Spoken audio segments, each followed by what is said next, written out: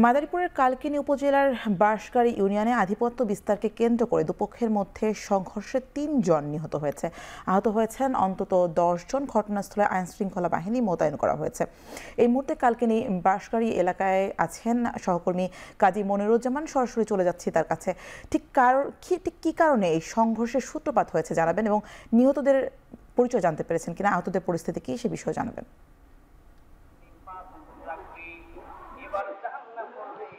স্বামী মূলত এই বাঁশগাড়ী ইউনিয়নে ফকির বংশ এবং শিকদার বংশের মধ্যে কিন্তু দীর্ঘদিন ধরেই এই সংঘর্ষ বা দ্বন্দ্ব চলে আসছে। সেই দ্বন্দ্বেরই রেশ ধরে আজ সকাল ৬টার দিকে কিন্তু এই সংঘর্ষের ঘটে। আমরা যতটা জানতে পেরেছি যে ৫ই আগস্টের পর এই আক্তার শিকদার যিনি মারা গেছেন, সেই আক্তার শিকদার তা পালিয়ে গিয়েছিলেন।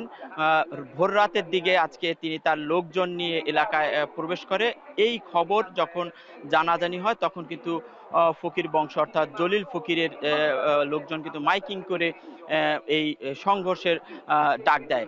পরবর্তীতে আক্তার শিকদার এবং জলিল ফকিরের মধ্যে সংঘর্ষ, এবং এই সংঘর্ষে কিন্তু দীর্ঘ সময় সংঘর্ষ হয় এবং এই সংঘর্ষে ৩ জন এ পর্যন্ত নিহত হয়েছেন। আক্তার শিকদার ৮ নং ওয়ার্ডের একজন ইউপি সদস্য, তিনি, তার ছেলে মারুফ শিকদার এবং আরো একজন সিরাজ নামে এই ৩ জন নিহত হয়েছে, এবং তাদের লাশ কিন্তু ইতোমধ্যেই থানায় নিয়ে যাওয়া হয়েছে, কালকিনি থানায়।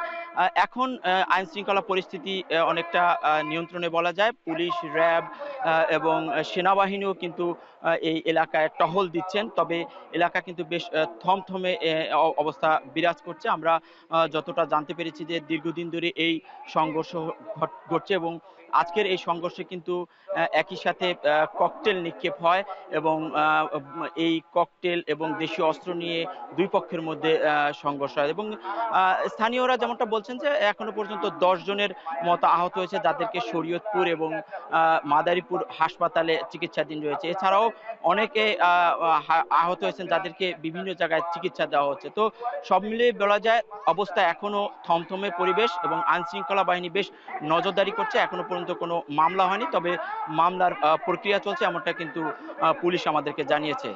স্বামী মাদারীপুর থেকে ৩ জন নিহতের খবর জানাচ্ছিলেন কাজী মনিরুজ্জামান।